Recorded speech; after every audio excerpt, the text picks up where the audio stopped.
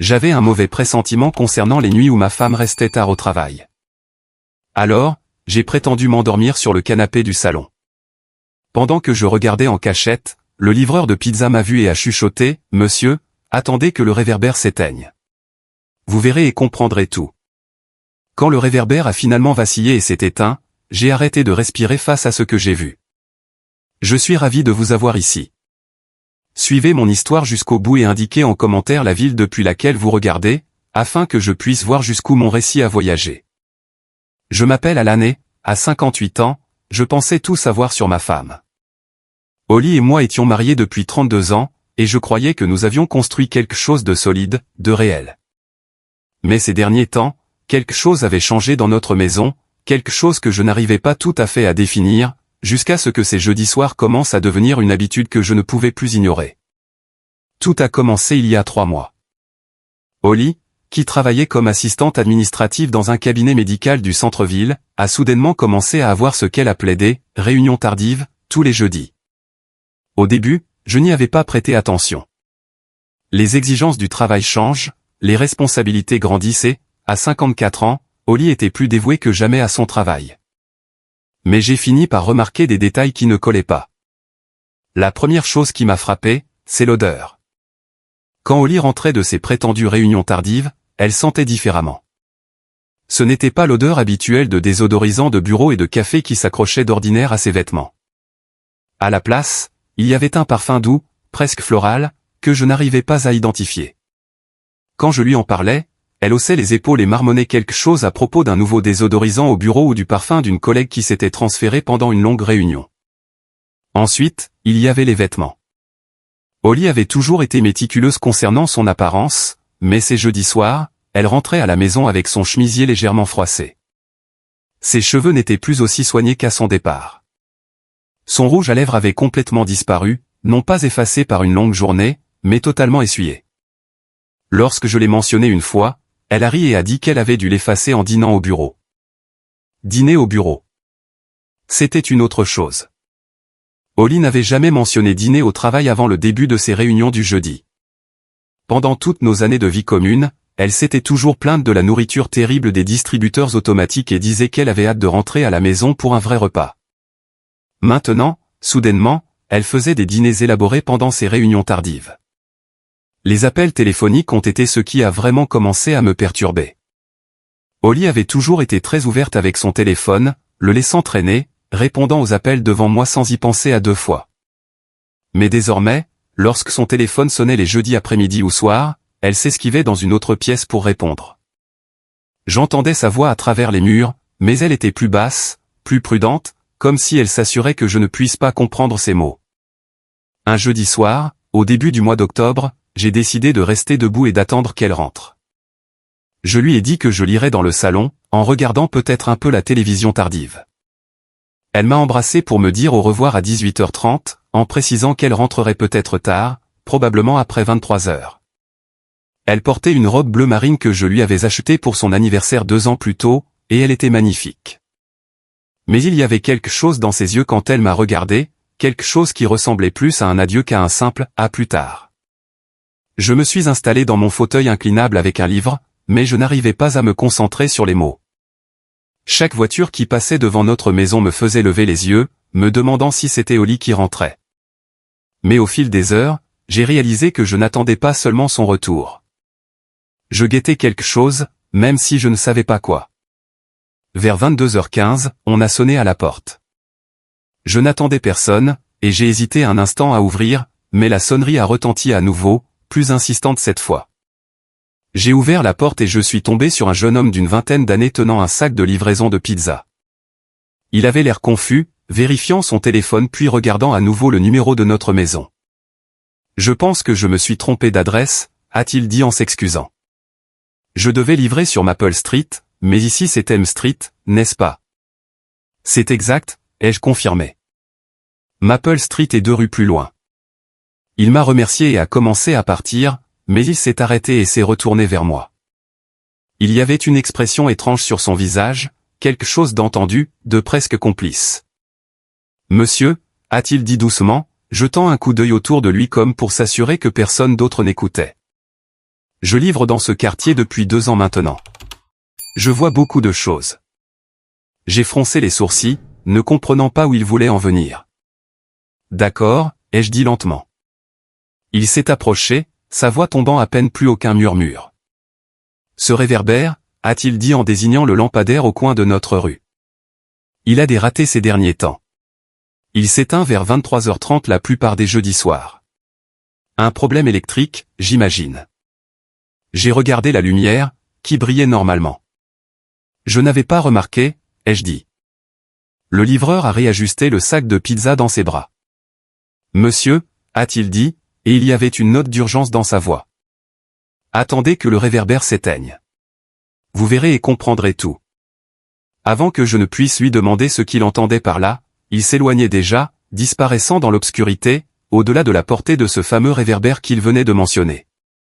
Je suis resté sur le pas de ma porte pendant un long moment, essayant de donner un sens à ce qui venait de se passer. Un livreur de pizza inconnu me donnant un conseil cryptique sur un réverbère qui s'éteint.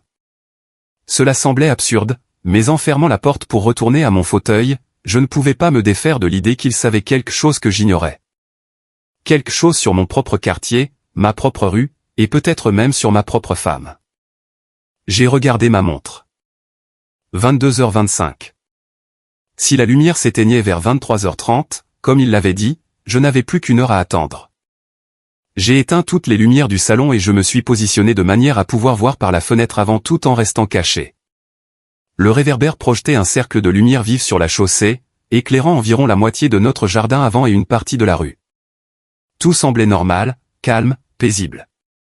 Mais alors que j'étais assis là, dans l'obscurité de mon propre salon, à attendre qu'un lampadaire tombe en panne, j'ai réalisé que rien dans cette situation n'était normal. J'avais 58 ans, je me cachais dans ma propre maison, sur les conseils d'un inconnu, pour espionner ma propre épouse. Comment mon mariage en était-il arrivé là? Les minutes s'écoulaient lentement.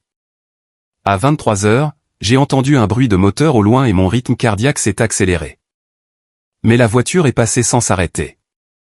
À 23h15, une autre voiture s'est approchée, plus lentement cette fois. À nouveau, elle a continué sa route devant notre maison. Je commençais à me sentir ridicule, assis dans le noir comme un détective amateur. Puis, à 23h28 précise, le réverbère a commencé à vaciller. Alors que je regardais le réverbère clignoter comme une bougie mourante, mon esprit a commencé à dériver à travers ces derniers mois, rassemblant des détails que j'avais réussi à ignorer ou à rationaliser. Les mots du livreur de pizza résonnaient dans ma tête. Vous verrez et comprendrez tout. Mais qui avait-il à comprendre? Que avais-je manqué? Je me suis souvenu du début du mois de septembre, juste après le week-end du Labor Day. Holly agissait déjà différemment à ce moment-là, même si je n'y avais pas vu le début d'un schéma. Elle avait commencé à prendre des douches plus longues, restant parfois dans la salle de bain pendant 45 minutes ou plus. Quand je lui demandais pourquoi, elle répondait qu'elle essayait une nouvelle routine de soins pour la peau sur Internet. Cela semblait assez innocent, mais maintenant, assis dans le noir, je me rappelais qu'elle sortait de ces longues douches l'air non pas détendu, mais agité, comme si elle avait réfléchi intensément à quelque chose de troublant. Il y avait aussi ces appels sur notre ligne fixe. Nous avions gardé le vieux téléphone de la maison, principalement pour les urgences et pour que la mère âgée de Holly puisse appeler, mais ces dernières semaines, le téléphone sonnait et, quand je décrochais, le correspondant raccrochait immédiatement. Quand j'en ai parlé à Holly, elle a suggéré qu'il s'agissait probablement de télévendeurs ou de faux numéros. Mais les télévendeurs essaient généralement de vous parler, ils ne raccrochent pas à la seconde où vous dites allô. Le plus étrange était que ces appels silencieux semblaient toujours arriver le mercredi soir, la veille des mystérieuses réunions du jeudi de Holly. Je n'avais jamais fait le lien entre ces deux événements auparavant, mais alors que j'attendais dans l'obscurité, le timing me paraissait trop parfait pour être une coïncidence. Je me suis aussi souvenu de l'après-midi où j'étais rentré plus tôt de mon travail au magasin de bricolage et où j'avais trouvé Holly assise à la table de la cuisine avec des papiers étalés devant elle. À l'instant où elle avait entendu ma voiture dans l'allée, elle avait rapidement rassemblé les papiers pour les fourrer dans une enveloppe Kraft. Quand je lui avais demandé sur quoi elle travaillait, elle avait répondu que c'était juste des documents d'assurance de son bureau qu'elle devait examiner à la maison. Mais j'avais aperçu ces papiers avant qu'elle ne les fasse disparaître. Et ils ne ressemblaient pas à des formulaires d'assurance. Ils ressemblaient à des documents juridiques avec des entêtes officielles et des paragraphes de texte denses. Plus important encore, j'aurais juré avoir vu mon nom imprimé en haut de l'une des pages. Quand j'avais posé la question à Holly, elle avait insisté sur le fait que je m'étais trompé. Le réverbère a vacillé à nouveau, plus violemment cette fois, et je me suis forcé à me concentrer sur le moment présent. Il était 23h31, et la lumière luttait visiblement pour rester allumée. Chaque clignotement durait plus longtemps que le précédent, laissant de brefs moments d'obscurité qui semblaient engloutir tout le coin de la rue. Pendant l'un de ces intervalles sombres, j'ai remarqué quelque chose qui m'a glacé le sang. Il y avait d'autres lumières allumées dans les maisons voisines, des lumières aux fenêtres où des gens semblaient éveillés et aux aguets. Madame Henderson, ma voisine d'à côté, avait légèrement écarté ses rideaux du salon, et je pouvais voir sa silhouette assise dans un fauteuil face à la fenêtre. Chez les Garcia, en face, quelqu'un se tenait à la fenêtre de la chambre du premier étage, regardant la rue. C'était comme si tout le quartier attendait que quelque chose se produise lorsque ce réverbère s'éteindrait. Mais que savait-il que j'ignorais? Depuis combien de temps cela durait-il? Et pourquoi personne ne m'en avait jamais parlé? J'ai repensé aux conversations récentes avec mes voisins, essayant de me rappeler si quelqu'un avait glissé des indices ou fait des remarques qui prendraient sang maintenant. La semaine dernière, Madame Henderson arrosait son jardin de devant quand je relevais mon courrier, et elle avait fait une remarque étrange sur le fait que les jeudis soirs étaient devenus très calmes. Sur le moment, j'avais pensé qu'elle parlait simplement de la tranquillité du quartier. Mais maintenant, je me demandais si elle ne faisait pas allusion à toute autre chose. La lumière a vacillé à nouveau, et resté éteinte pendant près de 10 secondes cette fois, puis s'est rallumée faiblement. Dans ce moment d'obscurité, j'ai vu une voiture tourner dans notre rue depuis l'autre extrémité. Elle avançait lentement, presque prudemment, phares éteints ou réduits au minimum. Mon cœur a commencé à battre la chamade en réalisant que cela pouvait être Holly. Mais à mesure que la voiture approchait, j'ai vu que ce n'était pas sa Honda Civic grise. C'était une berline sombre, plus grande et d'apparence plus chère. La voiture a continué sa progression lente et s'est garée dans l'allée d'une maison située 3 portes plus loin que la nôtre. J'ai regardé quelqu'un en descendre, mais avec la faible lumière, je ne pouvais pas distinguer de qui il s'agissait, ni s'il s'agissait d'un homme ou d'une femme. Ce que je pouvais voir, en revanche, c'est que cette personne regardait attentivement autour d'elle avant de se diriger vers la porte d'entrée, comme pour s'assurer que personne ne l'observait. Ce comportement m'a paru étrange, presque furtif. Qui rentre chez soi en regardant par-dessus son épaule comme s'il commettait un délit? Le réverbère s'est éteint complètement, plongeant tout le coin de la rue dans le noir. La seule lumière provenait des quelques lampes de porche et des fenêtres des maisons, créant de petites flaques de lumière jaune séparées par des ombres profondes. C'est dans cette obscurité que j'ai entendu une autre voiture approcher. Cette fois, j'ai reconnu le bruit du moteur.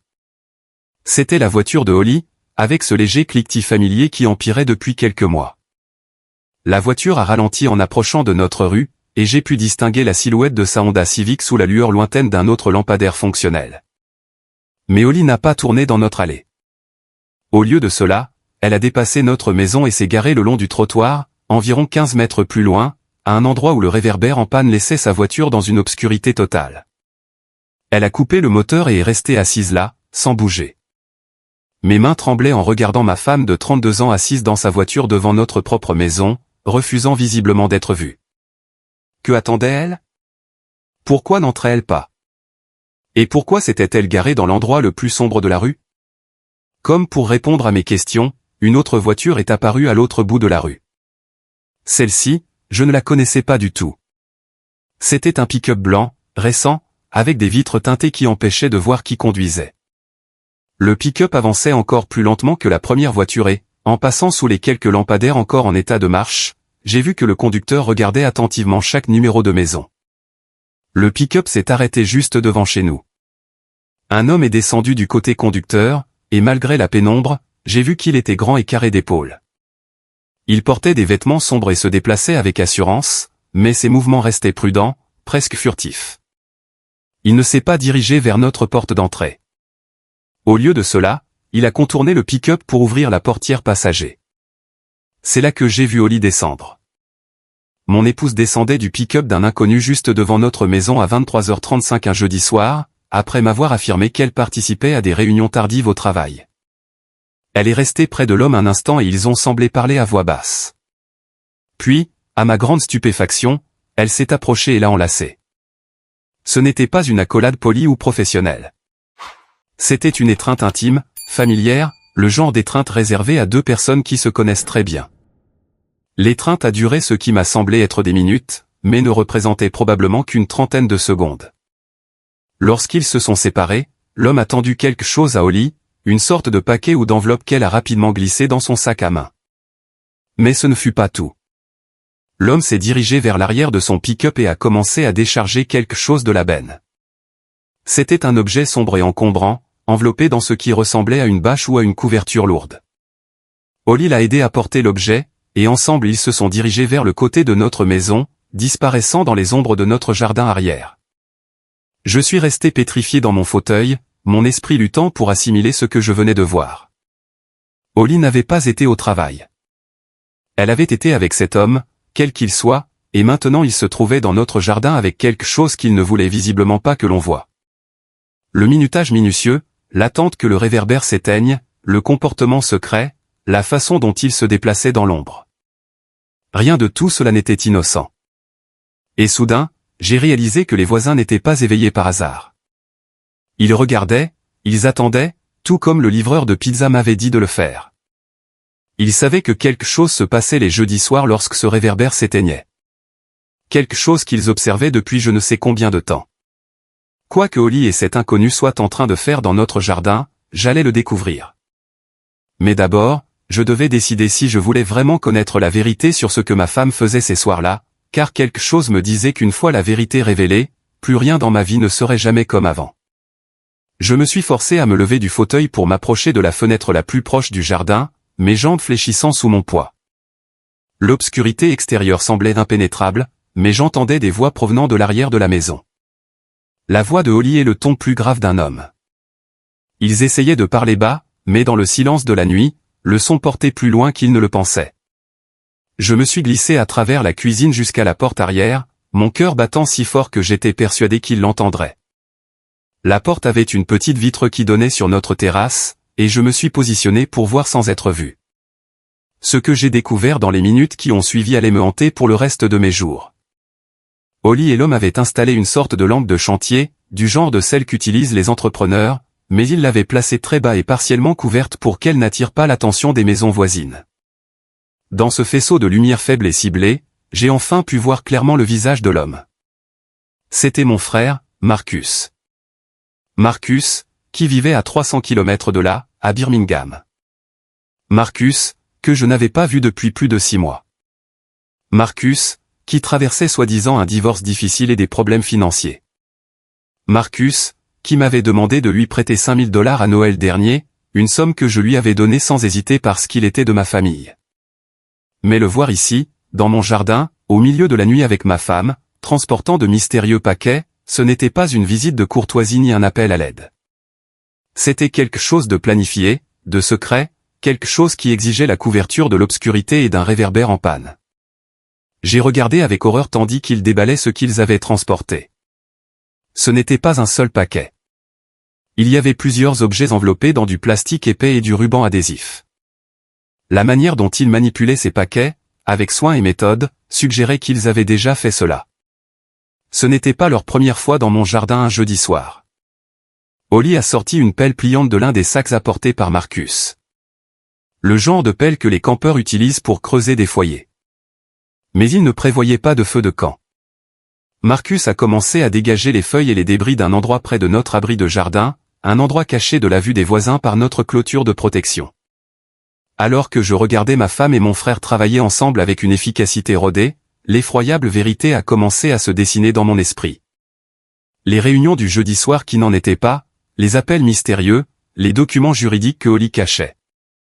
Sa façon d'agir différemment depuis des mois ne ressemblait pas à celle d'une femme ayant une liaison, mais à celle d'une femme portant un lourd secret. Il n'avait pas de liaison. Il préparait quelque chose de bien pire. J'ai écouté leur voix chuchoter pendant qu'ils travaillaient. « Combien de temps penses-tu qu'il nous faudra encore ?» a demandé Holly, et sa voix semblait tendue, nerveuse. « Plus très longtemps » a répondu Marcus. « Une fois que ce sera enterré assez profondément, nous serons prêts pour la phase suivante. » La phase suivante ? Ces mots m'ont glacé le sang. « Es-tu sûr qu'il ne remarquera rien ?» a demandé Marcus. Il s'est montré suspect ces derniers temps, il pose plus de questions. Marcus a interrompu son travail de terrassement. A-t-il dit quelque chose de précis? Non, mais il m'observe de plus près. La semaine dernière, il m'a interrogé directement sur les réunions du jeudi. Il voulait savoir exactement avec qui je me réunissais et de quoi nous discutions. Qu'est-ce que tu lui as dit? La même chose que d'habitude. Des trucs de bureau ennuyeux, des réunions budgétaires, rien qui l'intéresse. Mais j'ai vu dans ses yeux qu'il ne me croyait plus tout à fait. Marcus a repris sa pelle. On s'en tient au plan. Tout est déjà en marche. Les papiers sont déposés. Les polices d'assurance sont mises à jour. Et après ce soir, toutes les preuves seront enterrées là où personne ne les trouvera jamais. Police d'assurance. Mon sang s'est figé lorsque j'ai compris de quoi il parlait. J'ai repensé à mon assurance vie, celle que Holly m'avait encouragé à augmenter l'année dernière. Elle m'avait dit qu'il était important de s'assurer qu'elle soit à l'abri du besoin s'il m'arrivait quelque chose. À l'époque, cela m'avait semblé être une gestion financière prévoyante. Maintenant, je comprenais que c'était quelque chose de bien plus sinistre. Je les ai regardés enterrer ce qui ressemblait à des documents, de petits appareils électroniques et plusieurs objets que je ne parvenais pas à identifier dans la pénombre. Quoi qu'ils cachent, c'étaient des preuves de quelque chose qu'ils ne voulaient absolument pas voir découvert. Le médecin a dit que le médicament mettrait environ 2 semaines pour faire pleinement effet, a dit Holly alors qu'il commençait à reboucher le trou. Après cela devrait sembler tout à fait naturel. Un arrêt cardiaque chez un homme de 58 ans avec des antécédents familiaux de maladies cardiaques. Personne ne se posera de questions. Médicaments, arrêt cardiaque, antécédents familiaux. Les pièces du puzzle s'assemblaient avec une clarté terrifiante. Mon père était mort d'une crise cardiaque à 61 ans. Mon grand-père était mort d'une maladie cardiaque à 59 ans. Holly avait raison. Si je développais soudainement des problèmes cardiaques et décédais, cela semblerait être une fatalité génétique plutôt qu'un crime. Mais de quels médicaments parlait-elle? Je ne prenais aucun traitement régulier. Puis je me suis souvenu des vitamines que Holly m'encourageait à prendre depuis quelques mois. Elle m'avait dit qu'elle s'inquiétait pour ma santé, surtout compte tenu de mes antécédents familiaux, et que ces suppléments spécifiques étaient conçus pour soutenir la fonction cardiaque. Je les avais pris fidèlement chaque matin, faisant confiance à ma femme pour veiller sur ma santé.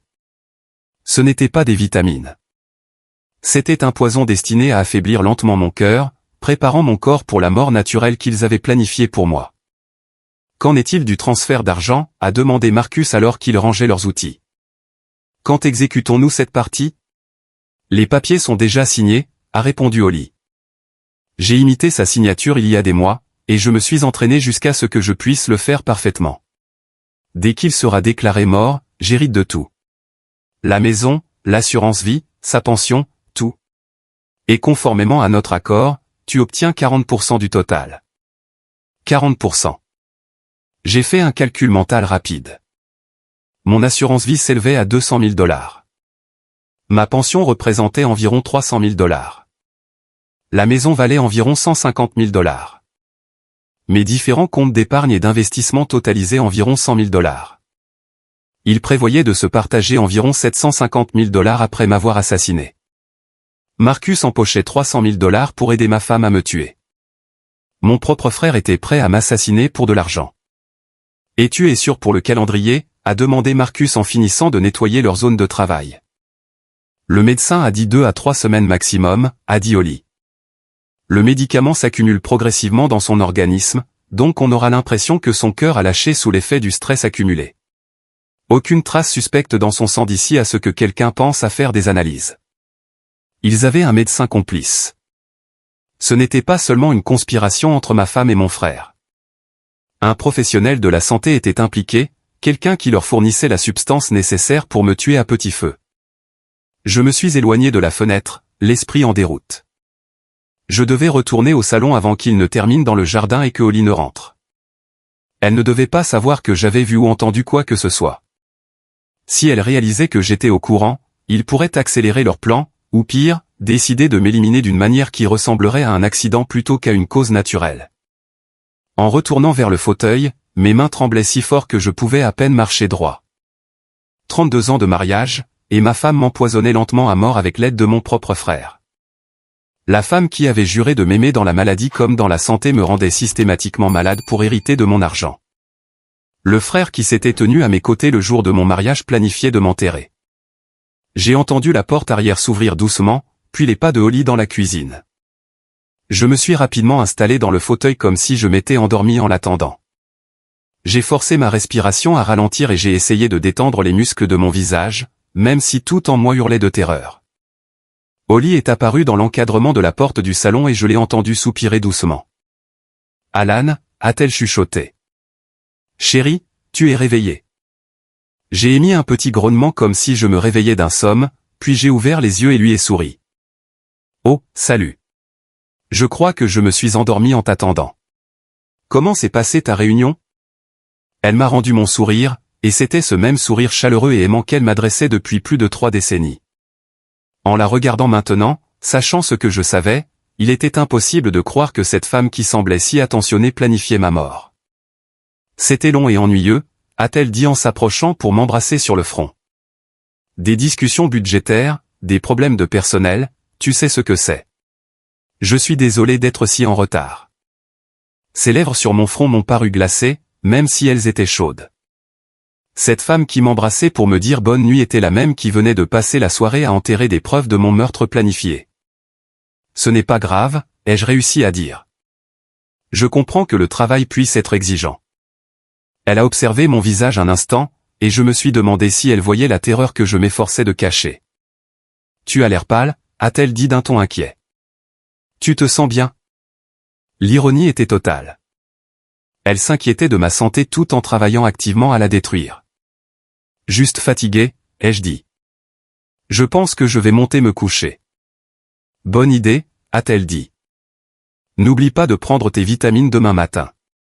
Tu sais à quel point elles sont importantes pour ton cœur. » J'ai hoché la tête et j'ai embrassé sa joue, sentant le goût de la trahison sur sa peau.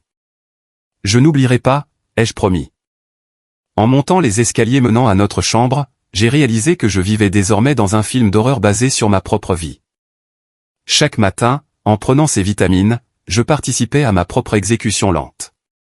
Chaque baiser du soir était un baiser de mon futur meurtrier. Chaque « je t'aime » était un mensonge destiné à me maintenir confiant jusqu'à ce qu'ils soient prêts à achever ce qu'ils avaient commencé. Mais maintenant, je connaissais la vérité. La question était, qu'allais-je faire ? Le lendemain matin, je me suis réveillé avant que mon réveil ne sonne, ce qui n'était plus inhabituel. Ces derniers mois, je dormais de plus en plus mal, me réveillant plusieurs fois par nuit, anxieux et désorienté. J'avais attribué cela au stress du travail et à l'âge. Mais maintenant, je comprenais que c'était probablement un autre effet secondaire du produit que Holly m'administrait. Elle était déjà en bas, préparant le café en fredonnant doucement, comme elle le faisait toujours le matin. La normalité de la scène était perturbante après ce que j'avais découvert la veille. Je l'entendais s'activer dans la cuisine, préparant le petit déjeuner, s'apprêtant à jouer à nouveau le rôle de l'épouse aimante tout en tuant lentement son mari. Je suis resté en haut des escaliers un instant pour rassembler mon courage. Je devais agir de manière tout à fait normale, sans donner le moindre indice que les choses avaient changé. Ma vie dépendait désormais de ma capacité à prétendre que j'étais toujours le mari confiant et crédule que j'étais 24 heures plus tôt. « Bonjour, chérie », a lancé Holly depuis la cuisine en m'entendant descendre. « J'ai fait tes pancakes aux myrtilles préférés. » Pancakes aux myrtilles. Elle en avait fait probablement une douzaine de fois ces derniers mois, toujours les vendredis matins après ses réunions du jeudi soir. J'avais pensé qu'elle se montrait particulièrement attentionnée, se sentant peut-être coupable d'être rentrée si tard la veille. Maintenant, je réalisais qu'elle mettait probablement une dose supplémentaire de produits dans la nourriture pour compenser le jour sans vitamines. « Ça a l'air délicieux », ai-je répondu, ma voix paraissant étonnamment normale. « Tu me gâtes. » Je suis entré dans la cuisine où Holly se tenait devant la cuisinière, belle et sereine dans son peignoir bleu, ses cheveux grisonnants attachés en queue de cheval. Elle s'est tournée vers moi pour me sourire, et pendant une fraction de seconde, j'ai failli me convaincre que j'avais tout imaginé la veille. C'était Holly, la femme qui avait pleuré au mariage de notre fille, qui m'avait tenu la main lors des funérailles de mon père, qui m'avait soutenu dans chaque moment difficile de notre mariage. Mais j'ai aperçu le petit flacon de vitamines posé sur le comptoir à côté d'un verre de jus d'orange, et la réalité m'est revenue de plein fouet. « N'oublie pas tes vitamines », a-t-elle dit en m'embrassant sur la joue alors que je m'asseyais à la table. Le docteur Peterson a dit qu'elles étaient particulièrement importantes compte tenu de tes antécédents familiaux. Le docteur Peterson. Je n'avais jamais entendu Holly prononcer ce nom auparavant, mais elle l'a dit si naturellement, comme si je devais savoir de qui elle parlait. Nous consultions le même médecin de famille, le docteur Williams, depuis plus de 15 ans. Qui était ce docteur Peterson, et quand Holly avait-elle commencé à le consulter au sujet de ma santé? C'est vrai, ai-je dit prudemment. Le docteur Peterson. Rappelle-moi ce qu'il a dit exactement. Holly n'a pas semblé remarquer quoi que ce soit d'inhabituel dans ma question. Eh bien, avec la crise cardiaque de ton père et la maladie cardiaque de ton grand-père, tu dois vraiment anticiper. Les suppléments qu'il a recommandés sont spécifiquement conçus pour soutenir la fonction cardiovasculaire. Elle mentait si bien, avec tant d'assurance, que si je n'avais pas surpris sa conversation avec Marcus la veille, j'aurais cru chacun de ses mots. Elle avait probablement répété cette histoire pendant des mois, la peaufinant pour qu'elle paraisse tout à fait naturelle. J'ai pris le flacon de vitamines et je l'ai examiné de plus près que jamais. L'étiquette semblait professionnelle, avec le logo d'une société pharmaceutique et la liste détaillée des ingrédients. Mais maintenant que je cherchais des anomalies, je pouvais voir que l'étiquette était légèrement de travers, comme si elle avait été collée à la main plutôt que par une machine. Ce n'était pas un vrai produit pharmaceutique. C'était quelque chose qui avait été préparé spécialement, probablement par ce mystérieux docteur Peterson. Je devrais peut-être planifier un rendez-vous de suivi avec lui, ai-je dit, observant attentivement la réaction de Holly, juste pour voir comment je réagis au supplément. Pendant un instant très bref, j'ai vu passer quelque chose sur le visage de Holly. De la panique, peut-être, ou un calcul rapide, mais elle s'est reprise si vite que si je n'avais pas été aux aguets, je l'aurais manqué. Oh, ce n'est pas nécessaire, a-t-elle dit en retournant à ses pancakes. Le docteur Peterson a dit que ces suppléments étaient tout à fait sûrs pour un usage à long terme. Aucun contrôle n'est requis. Et puis, tu sais à quel point les médecins sont occupés. Il a bien précisé de ne pas l'embêter avec des rendez-vous de suivi, sauf si tu ressentais des effets secondaires. Bien sûr qu'il avait dit cela. Il ne pouvait pas risquer que je rencontre réellement ce docteur Peterson et que je découvre qu'il n'était pas un vrai médecin, ou qu'il était impliqué dans leur projet de me tuer. Je me suis forcé à prendre les vitamines, les avalant avec le jus d'orange, sachant que j'ingérais du poison mais incapable de refuser sans éveiller les soupçons. Alors que les pilules glissaient dans ma gorge, je me suis fait la promesse silencieuse que ce serait la dernière fois. Je devais trouver un moyen d'arrêter de les prendre sans que Holly ne s'en aperçoive. Pendant le petit déjeuner, j'ai essayé d'obtenir plus d'informations sans paraître suspect. Tu sais, j'ai beaucoup pensé à ma santé ces derniers temps, ai-je dit entre deux bouchées de pancakes. Je devrais peut-être mettre à jour mon testament, juste pour m'assurer que tout est en ordre. La fourchette de Holly s'est arrêtée à mi-chemin de sa bouche. Ton testament? Pourquoi penses-tu à ça? Eh bien, avec les antécédents familiaux et tout le reste, il semble responsable de s'assurer que tous nos documents sont à jour. Quand avons-nous vérifié nos polices d'assurance vie pour la dernière fois? Oh, Alan, a dit Holly d'un ton légèrement condescendant. Tu es morbide. Tu n'as que 58 ans et tu es en bonne santé.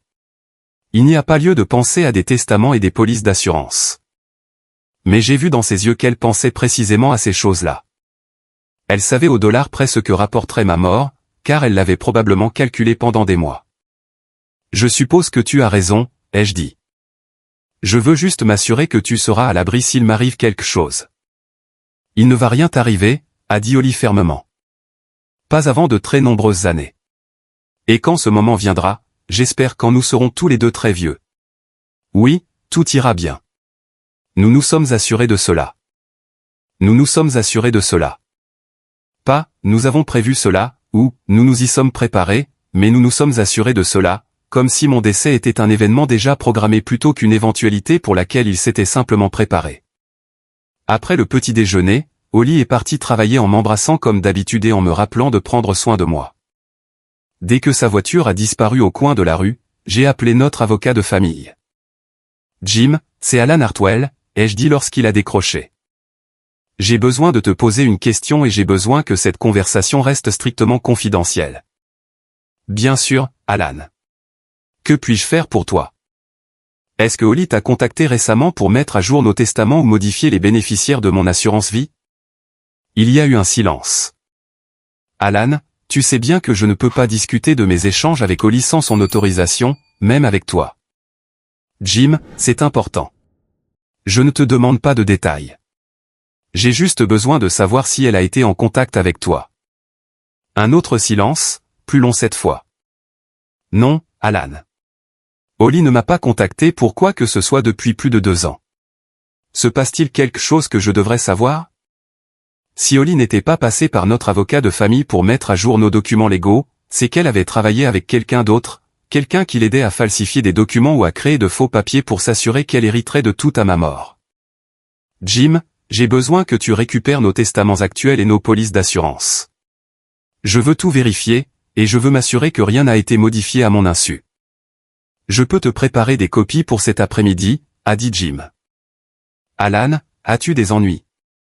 Je voulais tout lui raconter, mais je ne savais pas à qui faire confiance. Si Holly préparait cela depuis des mois, si elle avait un médecin et peut-être un avocat pour l'aider, elle avait pu mettre en place des protections contre ce type de découverte. Je t'expliquerai quand je te verrai, ai-je dit. Peux-tu préparer tout cela pour 15 heures? Après avoir raccroché avec Jim, j'ai appelé mon travail pour dire que j'étais malade. J'avais besoin de temps pour réfléchir, planifier et trouver un moyen de rester en vie assez longtemps pour dénoncer ce que Holly et Marcus préparaient. Je devais aussi fouiller la maison. S'ils préparaient cela depuis des mois, il devait y avoir des preuves cachées quelque part.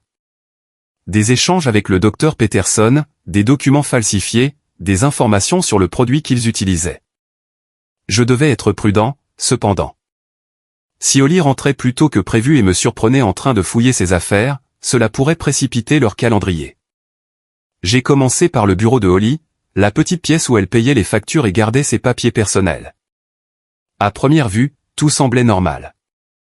Mais en examinant ses dossiers plus attentivement, j'ai trouvé une chemise intitulée « Information médicale » que je n'avais jamais vue auparavant. À l'intérieur se trouvaient des documents qui m'ont glacé le sang. Il y avait des copies de mes dossiers médicaux provenant du cabinet du docteur Williams, mais ils avaient été modifiés.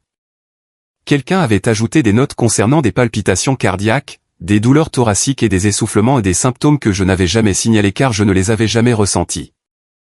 Il y avait également des relevés d'ordonnances pour des médicaments que je n'avais jamais pris, tous liés à des problèmes cardiaques. Ils ne prévoyaient pas seulement de me tuer, ils fabriquaient de faux antécédents médicaux pour appuyer leur thèse selon laquelle je souffrais de problèmes cardiaques non diagnostiqués. À ma mort, ces faux dossiers convaincraient les enquêteurs que mon décès était le résultat de causes naturelles qui s'étaient développées au fil du temps. Mais la découverte la plus troublante fut une série de mails imprimés entre Holly et une personne identifiée seulement par la lettre M, de toute évidence Marcus. Les emails détaillaient leur plan entier, depuis l'empoisonnement progressif jusqu'à la dissimulation des preuves et aux arrangements financiers qu'ils avaient conclus. Un email de Marcus à Holly a particulièrement retenu mon attention, n'oublie pas que le médicament doit être administré de manière régulière. Le docteur Peterson a insisté sur le fait que des doses irrégulières pourraient provoquer des symptômes qui risqueraient de le rendre suspect. Mieux vaut prendre notre temps et être prudent plutôt que de se précipiter et de risquer d'être découvert.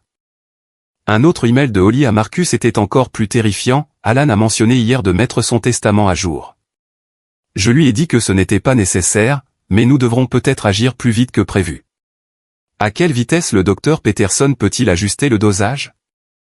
Il surveillait mon comportement, adaptant leur plan à la moindre de mes paroles ou actions qui auraient pu traduire des soupçons.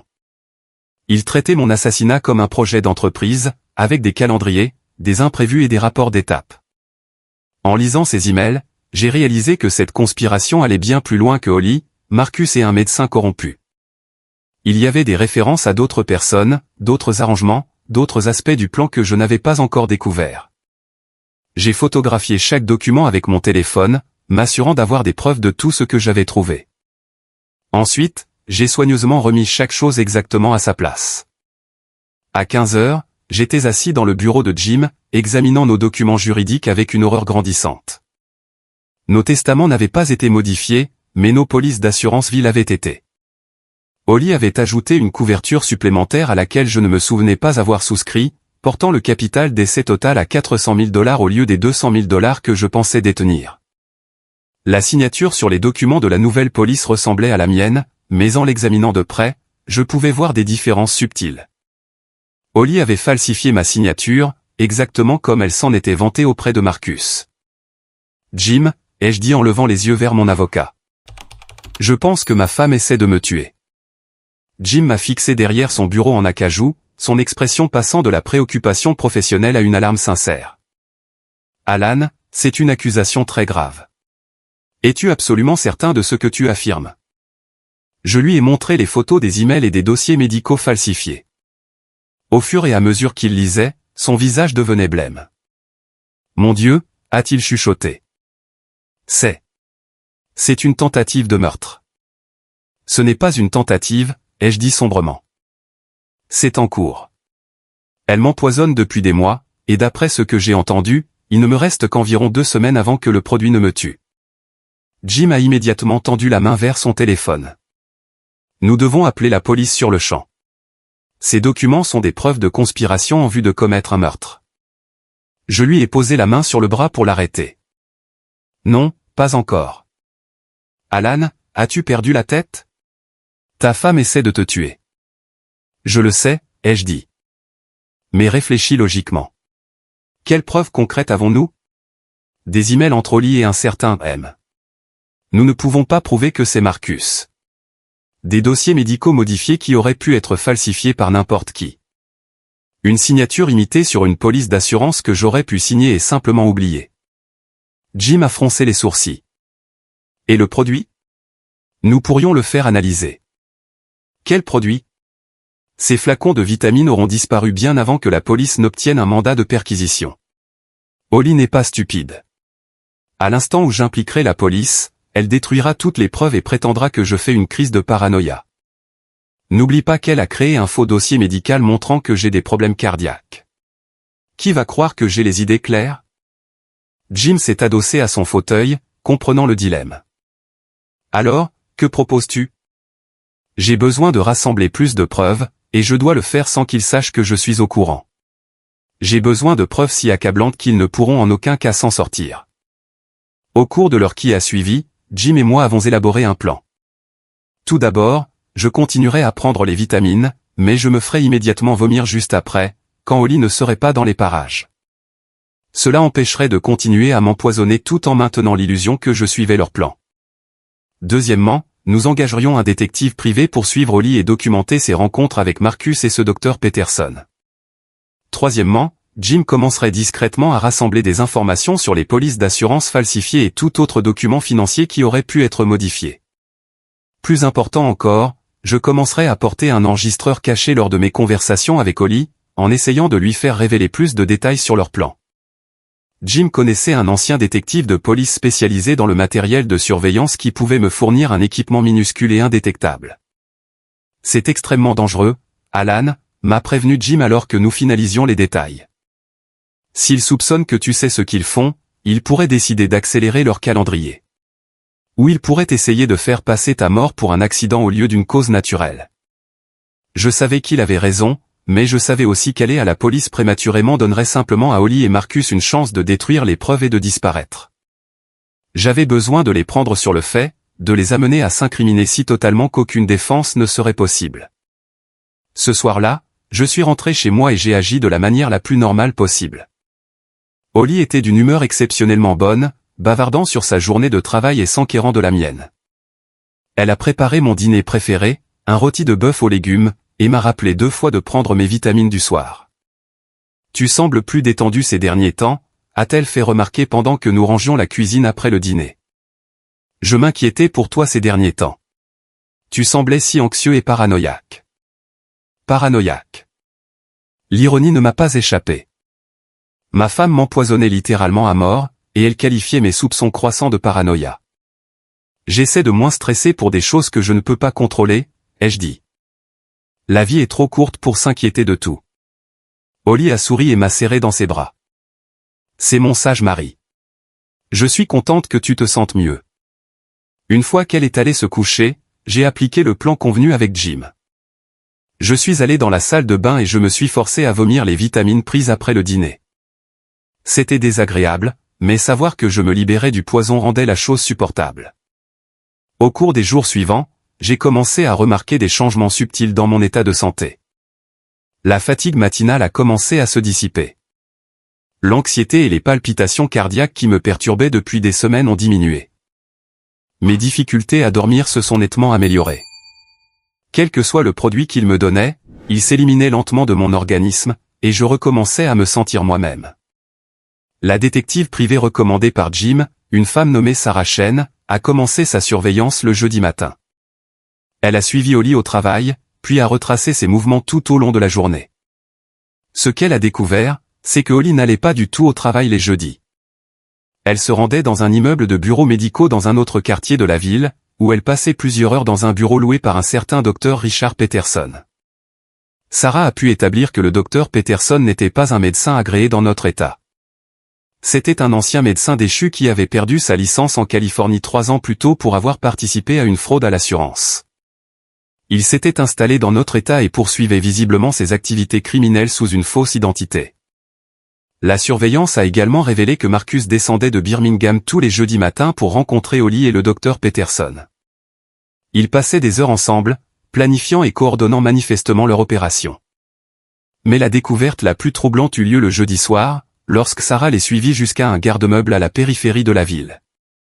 À l'aide d'objectifs téléphotos, elle a pu les photographier en train de sortir et d'examiner ce qui semblait être du matériel médical. Des moniteurs cardiaques, des défibrillateurs et d'autres appareils permettant de simuler une crise cardiaque. Il ne prévoyait pas seulement de m'empoisonner jusqu'à ce que mon cœur lâche naturellement.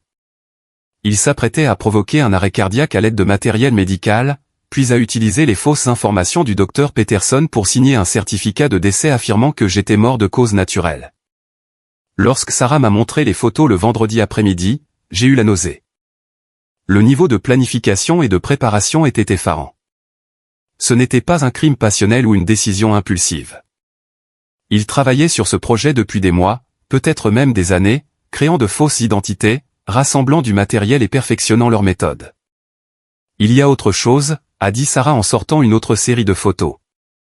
Ils ne prévoient pas d'attendre beaucoup plus longtemps. Les photos montraient Holly et Marcus en train de charger le matériel médical dans le pick-up blanc que j'avais vu le premier soir. Ils apportaient le matériel chez nous, ce qui signifiait qu'ils étaient prêts à mettre en œuvre la phase finale de leur plan. D'après ce que j'ai observé, a poursuivi Sarah, je pense qu'ils prévoient de passer à l'action demain soir. Samedi soir, quand le quartier est calme et qu'il y a moins de risques de dérangement. Demain soir. Moins de 24 heures m'en séparaient. Ma femme et mon frère s'apprêtaient à m'assassiner dans ma propre maison, en utilisant du matériel médical pour provoquer une crise cardiaque et un faux médecin pour masquer les preuves. J'ai pensé à affronter Holly directement, à exiger des explications, à lui donner une chance de tout annuler. Mais je savais qu'il était trop tard pour cela. Ils avaient investi trop de temps, d'argent et d'efforts dans ce projet.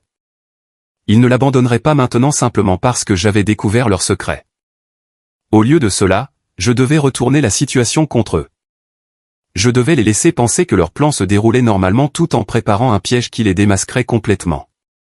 Ce soir-là, je suis rentré chez moi et me suis comporté exactement comme les jours précédents. Normal, confiant, peut-être même un peu plus affectueux et attentionné que d'habitude. Je voulais que Holly se sente en confiance, persuadé que je n'avais aucune idée de ce qui se tramait. Je me disais qu'on pourrait faire quelque chose de spécial ce week-end, lui ai-je dit pendant le dîner. Peut-être aller jusqu'au lac, séjourner dans cette chambre d'hôte que tu aimes tant. Le sourire de Holly a semblé forcé. C'est une excellente idée, mais nous devrions peut-être attendre le week-end prochain. Je ne me sens pas très bien, et je détesterais gâcher le voyage. Elle gagnait du temps, trouvant des excuses pour me garder à la maison le lendemain soir. Tout confirmait que le samedi était le jour choisi. Bien sûr, ai-je dit. Ta santé est plus importante que n'importe quel voyage. Nous allons rester tranquillement ici. Cette nuit-là, alors que Holly dormait paisiblement à mes côtés, je suis resté éveillé pour finaliser mon propre plan. Jim avait fait en sorte que la police soit prête à intervenir au premier signal. Sarah se tiendrait devant la maison avec du matériel d'enregistrement pour documenter tout ce qui se passait, et je porterais un micro-espion pour capter chaque mot de leur confession au moment où ils me croiraient mourant. Le lendemain soir, Holly et Marcus découvriraient que l'homme qu'ils tentaient d'assassiner leur réservait sa propre surprise. Mais d'abord, je devais passer la journée de samedi sans éveiller le moindre soupçon. Je devais continuer à jouer le rôle du mari crédule qui ignorait que sa femme planifiait sa mort. Et je devais le faire en sachant que dans moins de 24 heures, soit tout serait fini, soit je serais mort. En m'endormant enfin, je me suis demandé de quoi rêvait Holly. Pensait-elle aux 400 000 $ dont elle allait hériter? S'imaginait-elle vivre sa vie avec Marcus une fois que je ne serais plus là? Ou ressentait-elle la moindre culpabilité face à ce qu'elle s'apprêtait à faire à l'homme qui l'avait aimé fidèlement pendant 32 ans? Le lendemain soir, je découvrirais enfin qui était réellement ma femme sous le masque qu'elle portait depuis tous ces mois, et elle découvrirait que l'homme qu'elle pensait être sa victime impuissante avait préparé ses propres surprises. La journée de samedi s'est déroulée avec une normalité déconcertante qui rendait tout irréel. Holly a préparé le petit déjeuner. Nous avons lu le journal ensemble, et elle a même suggéré que nous regardions l'un de nos vieux films préférés dans l'après-midi. Pour quiconque nous observait, nous ressemblions à un couple marié parfaitement heureux profitant d'un week-end tranquille à la maison. Mais je percevais la tension dans les mouvements de Holly, sa façon de vérifier son téléphone plus souvent que d'habitude, le caractère forcé de ses sourires. Elle se préparait mentalement à ce qui allait se passer ce soir-là. Chaque geste attentionné, chaque mot gentil était sa façon de dire adieu à la façade qu'elle maintenait depuis des mois. Vers 15 heures, Holly a annoncé qu'elle devait faire quelques courses. Juste quelques achats d'épicerie et un saut rapide à la pharmacie, a-t-elle dit en m'embrassant sur la joue. Je devrais être de retour dans 2 heures.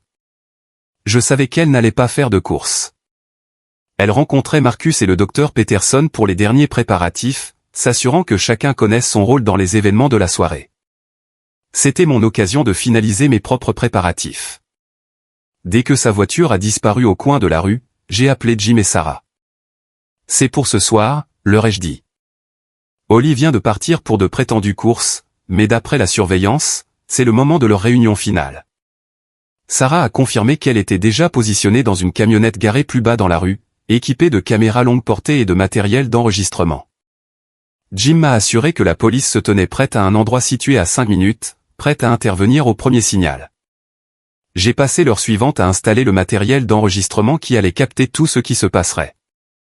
En plus du micro que je porterais, nous avions installé de minuscules caméras dans des endroits stratégiques de la maison, le salon, la cuisine et la chambre. Tout ce que Holly et Marcus diraient et feraient serait enregistré sous plusieurs angles. Le plus difficile a été l'attente. À 18 heures, je parcourais la maison, vérifiant encore et encore le matériel, essayant de rester calme. Je devais paraître tout à fait normal au retour de Holly, ce qui signifiait contrôler mes nerfs et maintenir la même attitude détendue que j'affichais toute la semaine. Holly est rentrée à 18h30, portant des sacs de courses qui ne contenaient probablement rien de plus que des accessoires pour son alibi. Elle semblait plus détendue qu'elle ne l'avait été de toute la journée, comme si la réunion de planification finale avait dissipé son anxiété face à la soirée à venir. « Comment s'est passée ta journée ?» a-t-elle demandé en commençant à préparer le dîner. « Calme et paisible », ai-je répondu. « J'ai fait une longue sieste cet après-midi. Je me sens plus reposé que je ne l'ai été depuis des mois. » C'était vrai. Éliminer le poison de mon organisme avait fait une différence énorme sur mon état physique. Mais je savais aussi que paraître reposé et en bonne santé donnerait plus de confiance à Holly pour poursuivre leur plan. Ils avaient besoin que je paraisse normal et sans soupçon.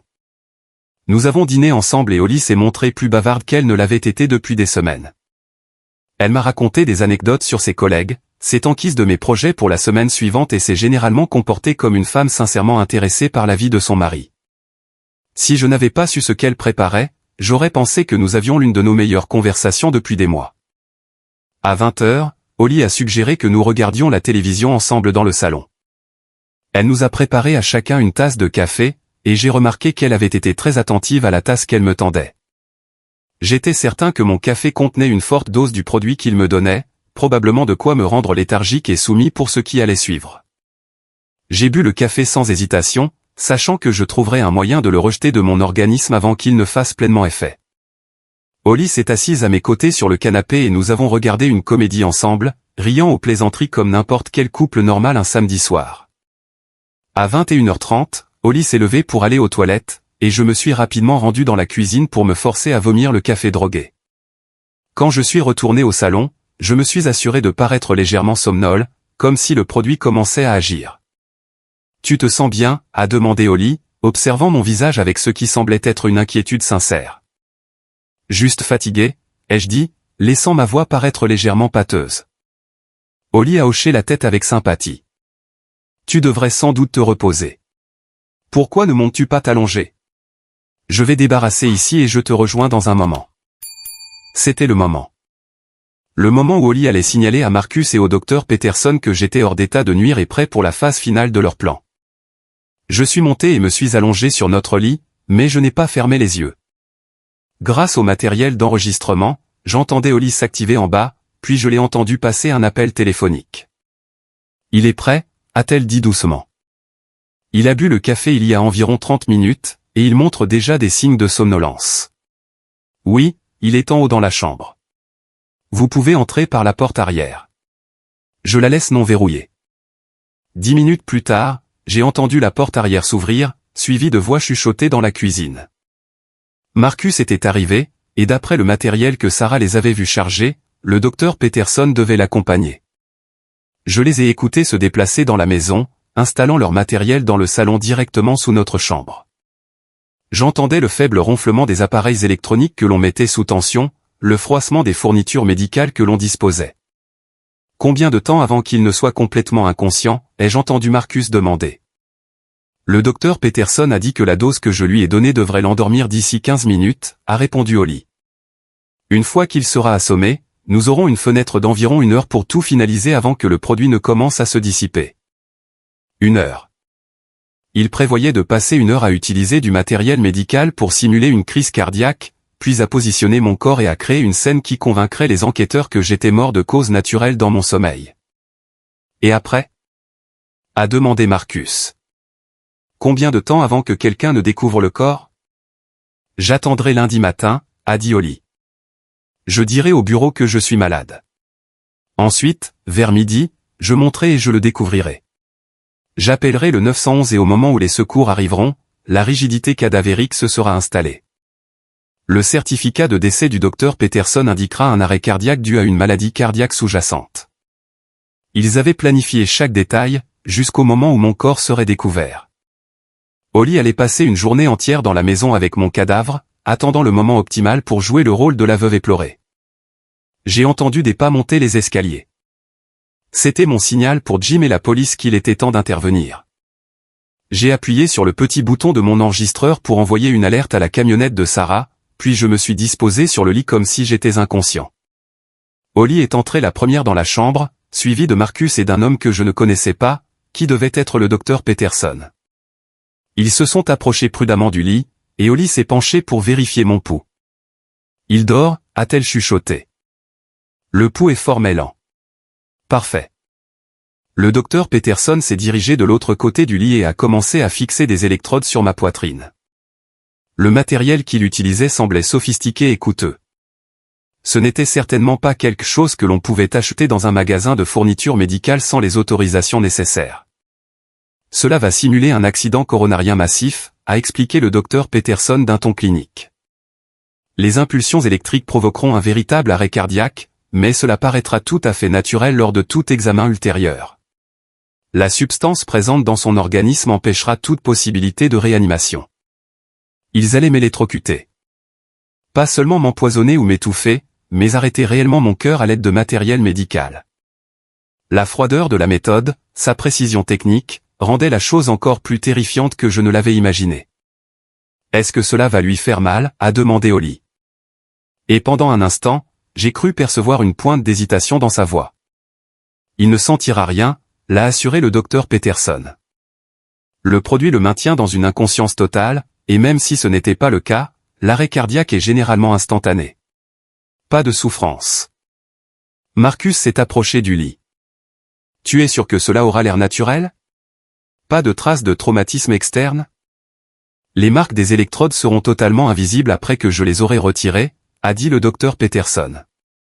Et la signature électrique correspondra parfaitement à celle d'une crise cardiaque naturelle.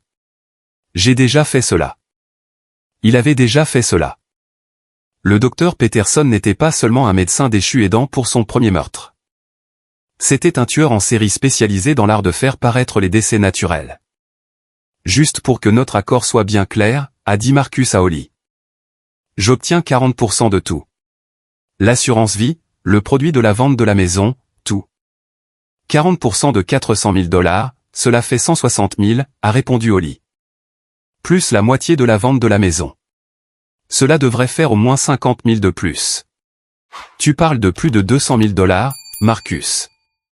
Et le docteur Peterson reçoit ses 50 000 $ d'honoraires. Comme convenu, a poursuivi Marcus. 50 000 $, c'est donné pour ce genre de service. Le docteur Peterson a ajouté, la plupart des gens dans ma situation demandent considérablement plus. Il discutait des détails financiers de mon assassinat tout en se tenant au-dessus de mon corps supposément inconscient. L'avidité, la cruauté, l'absence totale de sentiments humains. C'était au-delà de tout ce que j'aurais pu imaginer. Le docteur Peterson a commencé à effectuer les derniers réglages de son appareil. Je suis prêt à procéder, a-t-il annoncé. Dès que j'active l'appareil, l'arrêt cardiaque surviendra dans les 30 secondes. Êtes-vous tous les deux prêts à assister à cela? Nous sommes prêts, a dit Holly, et je l'ai entendu s'approcher encore du lit. C'est alors que j'ai ouvert les yeux et que je me suis assis. Le choc sur leur visage a été immédiat et total. Holly a reculé en trébuchant, ses mains volant à sa bouche.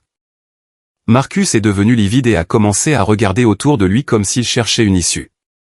Le docteur Peterson s'est figé, la main posée sur son appareil électrique. Surprise, ai-je dit calmement, en sortant le fil de l'enregistreur de sous ma chemise. J'ai entendu chaque mot. Avant qu'aucun d'eux ne puisse réagir, le son des sirènes a envahi l'air, devenant de plus en plus fort à mesure que les voitures de police approchaient de la maison. Sarah avait reçu mon signal et avait envoyé les renforts. Alan, a bégayé Holly. Quoi? Comment se fait-il que tu sois éveillé? Ai-je terminé pour elle? J'ai arrêté de prendre tes vitamines empoisonnées il y a une semaine, Holly. Et j'ai enregistré tout ce que vous avez dit et fait. Le bruit de pas lourds dans les escaliers a annoncé l'arrivée de la police. En quelques secondes, notre chambre s'est remplie d'agents armés criant des ordres pour que tout le monde se couche à terre.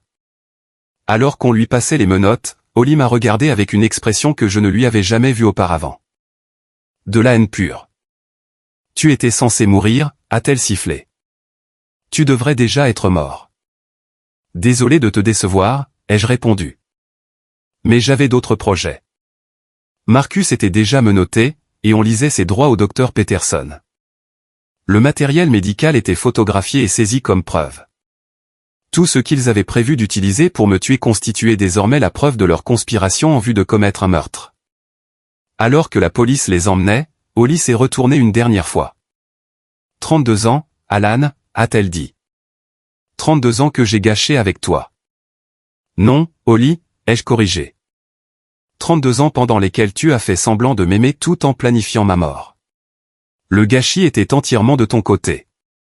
6 mois plus tard, j'étais assis dans une salle d'audience et j'ai regardé le juge condamner Holly à la prison à perpétuité sans possibilité de libération conditionnelle. Marcus a écopé de 25 ans de prison pour conspiration de meurtre. Le docteur Peterson, dont on a découvert qu'il avait tué au moins 3 autres personnes selon des méthodes similaires, a été condamné à la peine de mort. La maison me paraissait différente après tout ce qui s'était passé. Trop de souvenirs, trop de fantômes. Je l'ai vendue et je me suis installé à l'autre bout du pays, dans l'Oregon, là où j'avais toujours voulu vivre, sans jamais m'être senti libre de m'y rendre. J'ai acheté une petite cabane près de la côte, sans voisins assez proches pour voir mes lumières la nuit. Il n'y a pas de réverbère ici, pas de mystérieux livreur de pizza aux avertissements cryptiques, juste le bruit de l'océan et la certitude d'avoir survécu à ce qui aurait dû me tuer. Parfois, je me demande ce qui se serait passé si ce livreur de pizza ne m'avait pas prévenu de guetter l'extinction du réverbère. Aurais-je découvert le plan de Holly à temps? Serais-je mort alors qu'il est, enterré quelque part pendant qu'elle et Marcus dépensaient mon argent en se félicitant d'avoir commis le crime parfait? Mais je ne m'attarde pas sur ces pensées. Au lieu de cela, je me concentre sur l'avenir que je n'espérais plus. Une vie libérée du poison, libérée des mensonges, libérée de la femme qui a passé 3 décennies à faire semblant de m'aimer tout en préparant ma mort. Le réverbère ne s'est jamais éteint pour moi. Au contraire, il a éclairé la vérité juste à temps pour me sauver la vie.